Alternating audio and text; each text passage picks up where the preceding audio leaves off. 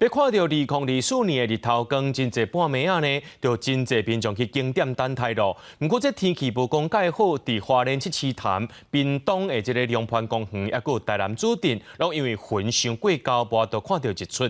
阿里山的日出一开始是去互云海炸掉的，不过这云散去了后，山顶的日头光，也互游客看了讲，感觉是真满足。日空日数阿里山的头一个日头光为云海中捅出来，散出流的金光，大批游客元旦透早都来到竹山国际平台，随着迎接等待日出。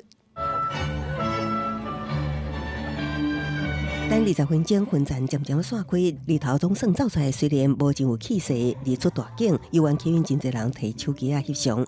要么其他所在都无遮尔幸运，无论是台南左镇，也是屏东龙庆草原。游客现东风伫草原等啊等，煞因为云层伤高，无缘看到今年的头一个日头光。在等待这一刻。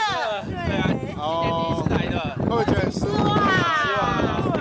对，明年还要来吗？要。